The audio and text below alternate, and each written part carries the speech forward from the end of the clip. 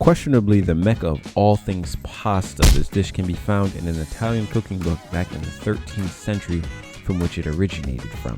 Today we attempt to recreate it, but with some unruly flair.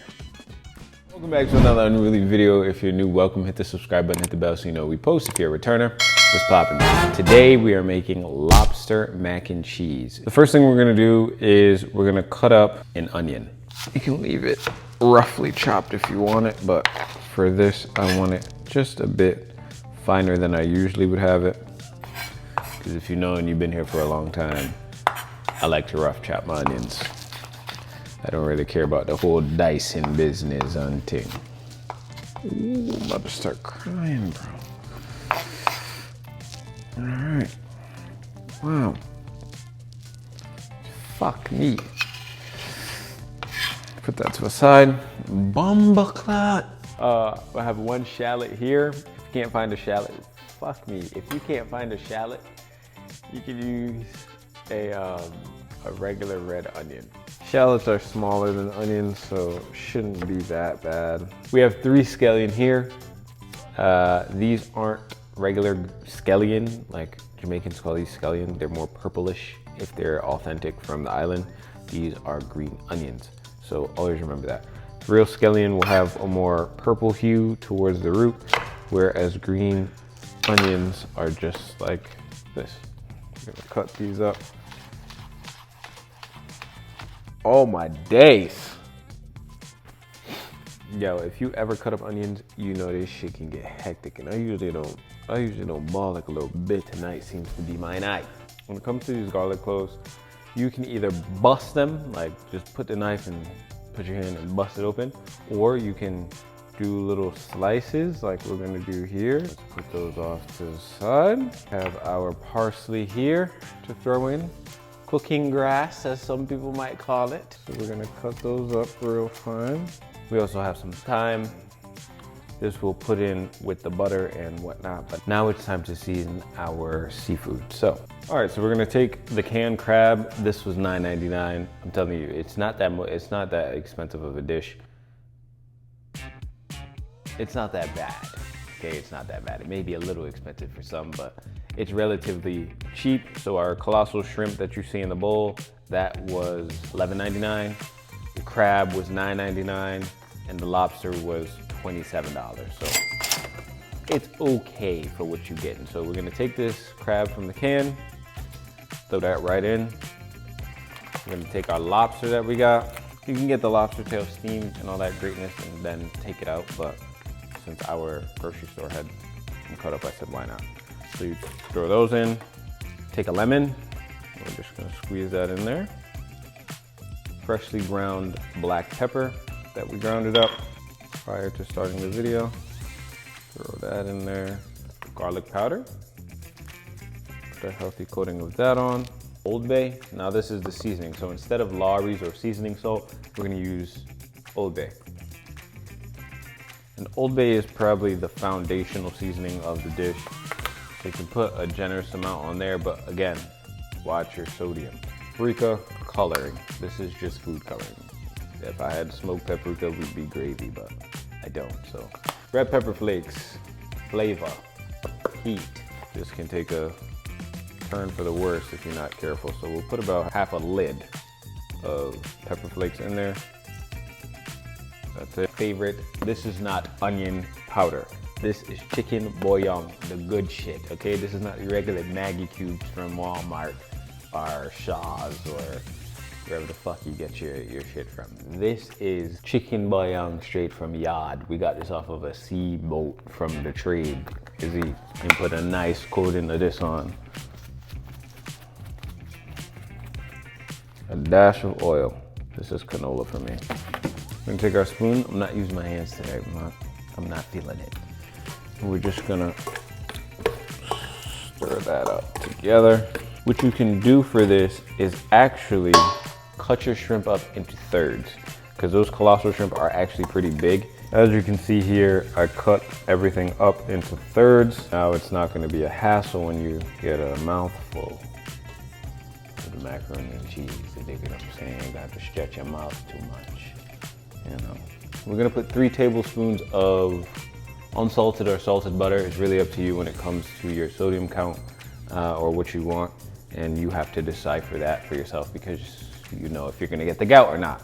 So 3 healthy tablespoons of butter.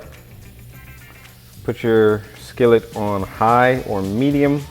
What we're really gonna do, or the aim here, is to melt the butter so that when we put our shrimp and our shrimp mixture, our lobster mixture inside of the, that's a lot of goddamn butter. What we'll do first is we'll add the thyme, get some flavor in there. Then we'll throw our onions and our shallots in, along with our green onions. Throw that all in there.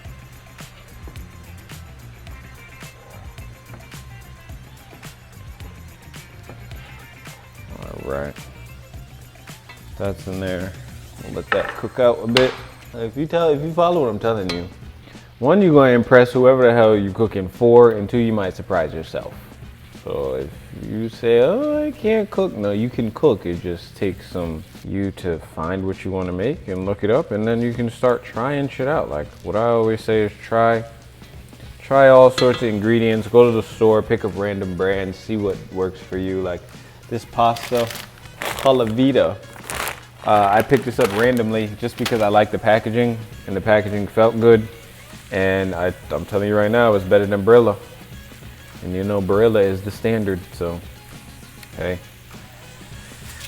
So you see that that's cooking there.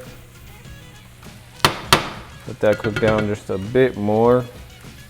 And then we'll put in our seafood, or actually no, now it's time. Now it's time to put in our garlic. Drop the garlic in there. We'll put the parsley in after the seafood goes in. Grab our seafood mixture. Throw that in there. Might need a little more butter in a while, but it's okay for now. Mix the seafood with all your nice veggies and ting. What we'll do is we'll add just a touch more of butter, and then we'll cover it. Put the butter on top. Take your lid. Cover that bad boy.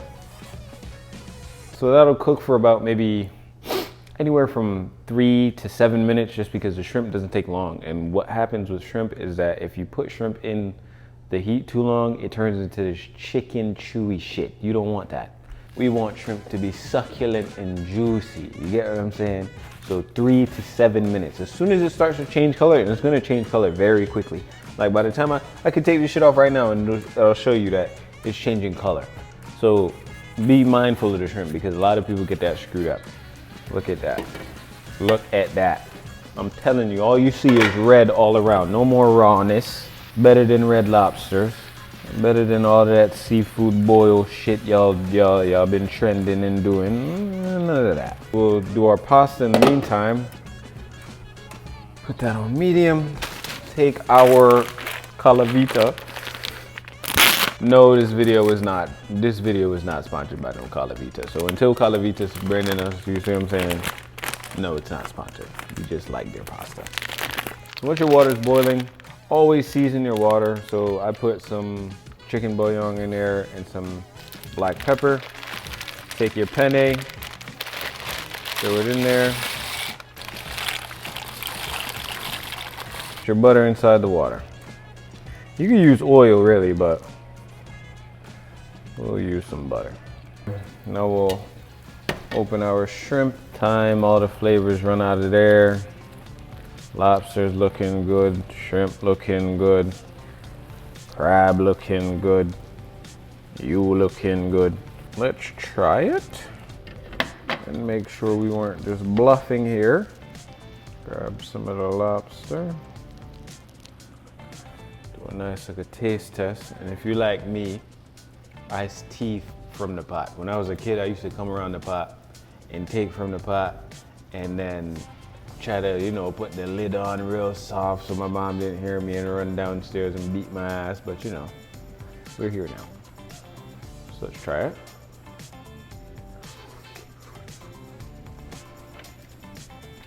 You want to see it? Well, I was saying before, watch the sodium count. Right here, that's the perfect amount of sodium. So I don't know how you measure or watch me measure things, but that's the perfect amount right there. Not too hot in terms of spice, not too salty. Ain't no sweetness in this. And the Old Bay is definitely there as the foundation of the flavor. So we're good here. Matter of fact, I'm gonna eat one of these shrimp and make sure them good. You know, my belly long. So, try with my grass. If you would come out, fucking way I run from. All right. And you see, if you can look at that, you see all the crab and the shallot and the seasoning on the outside, and that's what we really wanted with the crab. Was the idea of putting the crab in there was so that the crab was just an extra little piece of flavoring, but also you get some protein from the crab, but more so the flavor. So let's try the shrimp.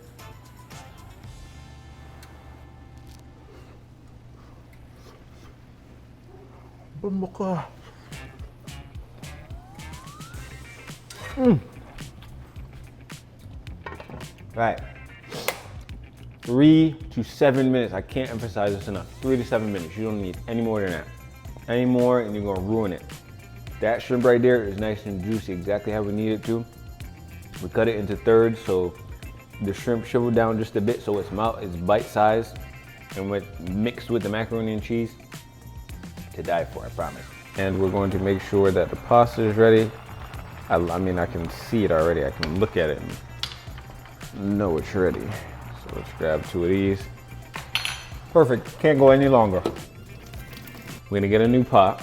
So in this pot, what we're gonna do is we're gonna add Parmesan cheese, a dab of ricotta cheese, some heavy cream, and some sharp yellow cheese. Tablespoon of butter. Yo, it's a lot of butter tonight. It's a lot of butter. So put our heavy cream in. I'd say half a cup. Ricotta cheese. About that much.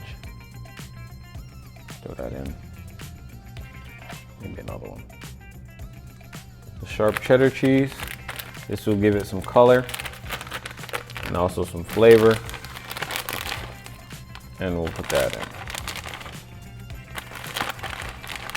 Normally what I would tell you to do is to go to the store and get the full block of cheese and then grate it out, just so you know it's real. You get more intimate with the food, you see what I'm saying? But tonight, we're on a time clock. All real cheese melts. Just remember that. If your cheese is not melting, something's wrong. Turn your heat down to low. Once all your cheese is melted out, that will stop it from burning. We're gonna grab our seafood that we made a second ago. Take out the tree branches. I hate biting into these. Now that those are out, we will add our mixture into the cheese. Yes, sir. All the flavor. So that's in. Now that these are practically blended together, we will grab our noodles. Now add them strategically. Add them like that. Whoa! Flop. And so just mix them up until it's fully coated with the cheese. If you need more cheese, add more cheese. If you don't like I'm not too much, I don't need to be chewing on globs of cheese for my mac and cheese. I don't need all that. I could eat this like this. This literally is done already. Plus, if you're lactose intolerant, this is not the plate for you. I don't even know why you clicked on this video, to be honest. These are hopes and dreams. So, if you thought you could have this if you're lactose intolerant, you're fucked up. Look at that. Look at that.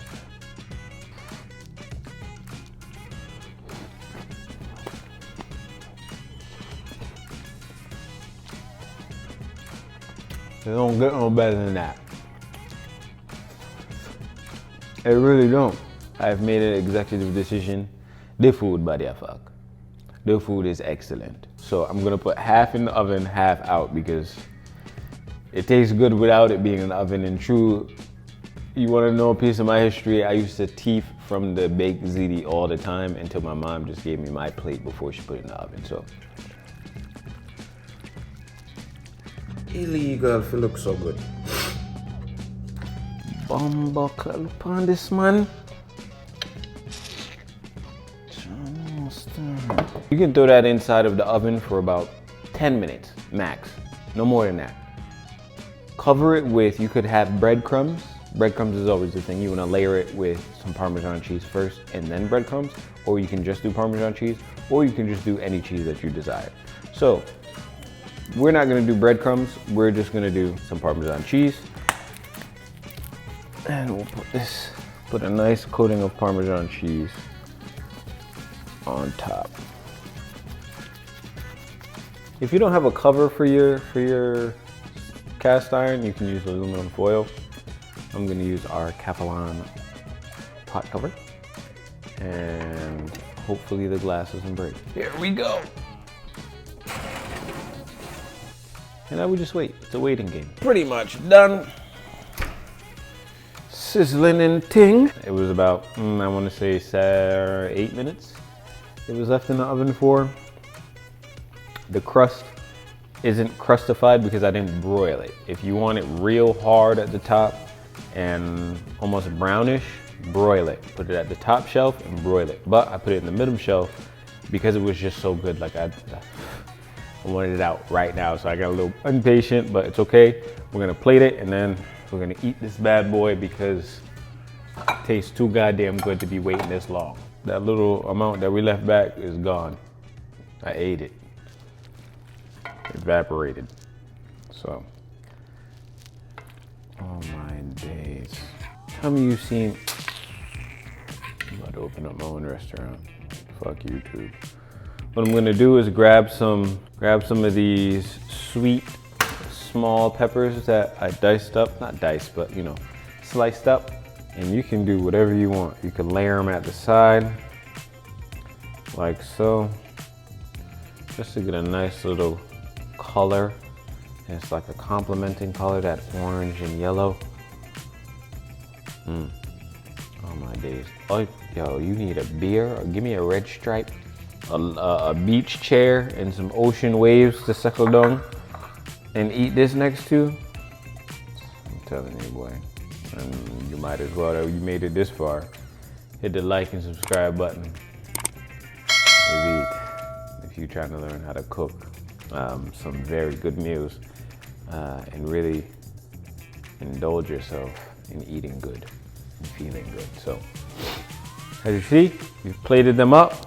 You got an amazing dish that you can show your family, your girlfriend, whoever. And at this rate, sky's the limit for you. So on this next page, you'll see 2 more recipes that you can indulge yourself into. So take the time out and click that for me. I hope you enjoyed the video, and I hope to see you on the next one. Have a great day.